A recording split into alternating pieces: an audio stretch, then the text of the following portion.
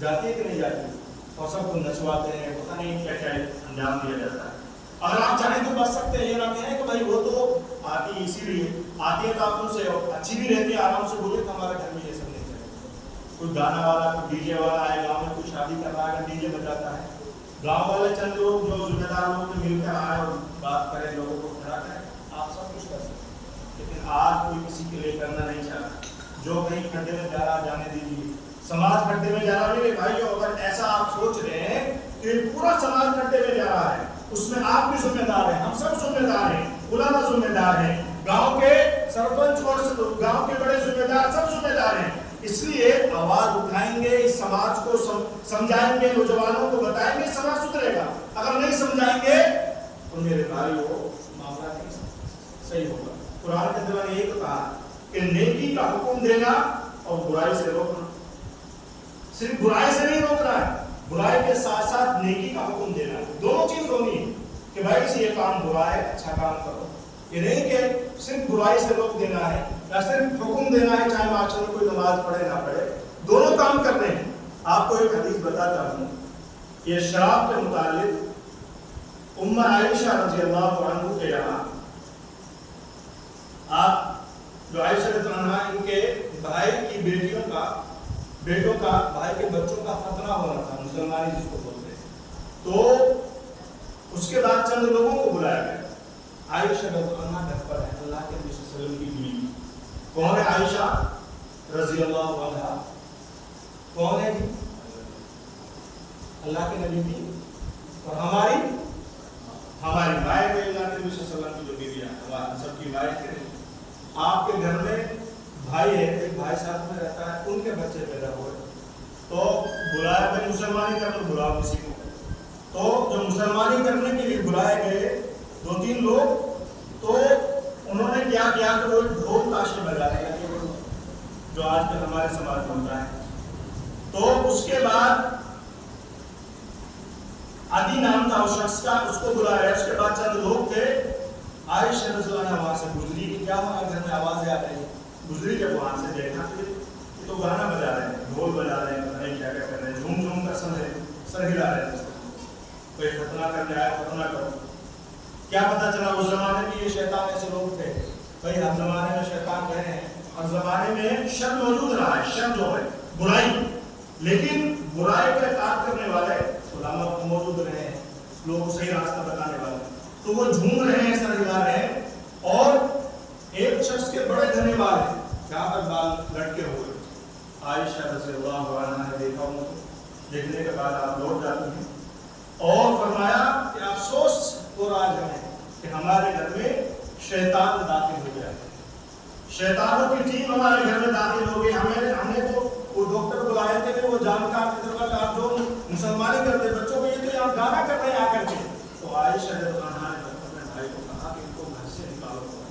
تو میرے بھائی فوراً ان ناچنے والوں کو، گانے والوں کو، ڈھول تاشا کرنے والوں کو گھر سے باہر نکال کے گئے، گھر دھکا دے کر باہر کر دیں، ہمیں تمہاری ضرورت نہیں، تم گھر کے اندر شیطان کو داخل کرنا چاہتے ہو۔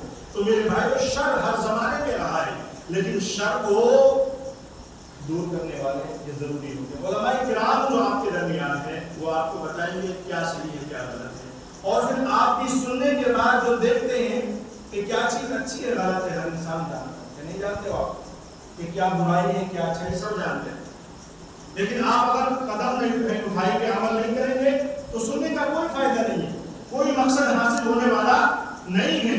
اسی طریقے سے ایک اور میں آپ کو حدیث بتاتا ہوں، ابن ماجہ کی ہے، نافع رضی اللہ عنہ بیان کرتے ہیں، نافع صحابی رسول ہیں کہ عبداللہ بن عمر رضی اللہ عنہ، عمر کا بیٹا عبداللہ ان کا نام تھا، انہوں نے بانسری کی آواز سنی، بانسری جو ہوتی ہے ایسا کرتے ہیں لگا کرتے ہیں، تو وہ بھی گانے کے شیطانی کام ہے، تو اس نے آواز سنی تو انہوں نے اپنے کانوں میں انگلیاں لگائی اس طریقے سے۔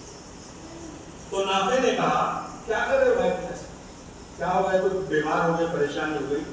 تو انہوں نے کہا کہ آپ کو آواز نہیں سنائی دے رہی نافع؟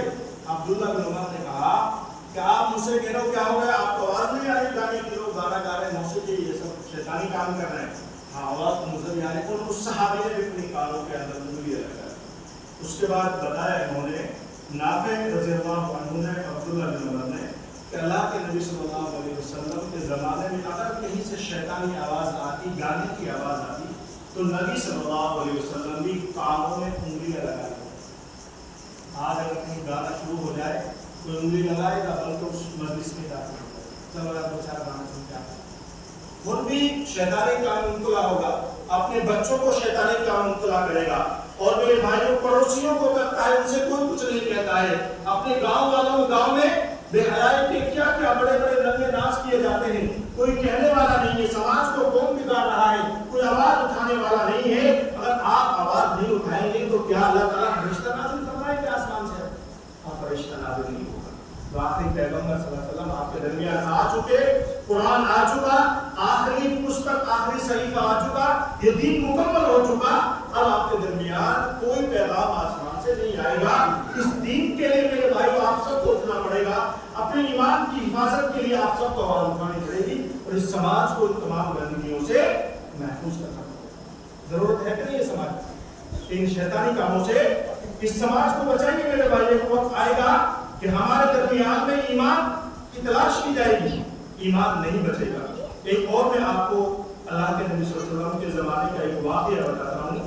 अल्लाह के नबी सल्लल्लाहु अलैहि वसल्लम के ज़माने में एक शख्स काबे से चिमटा हुआ है, लेकिन उसको कत्ल कर दिया गया। लेकिन काबे में है, हरम के अंदर है।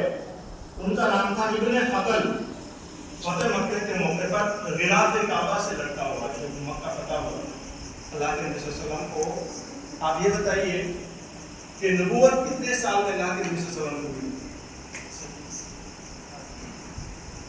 उलमा कह रहा होता है, आप बताइए, आप में से कोई? 40 साल नबूवत में थे। नबूवत के बाद कितनी साल अल्लाह के नबी सल्लल्लाहु अलैहि वसल्लम जिंदा रहे? आप कोई और बताए, आप नहीं बताइए।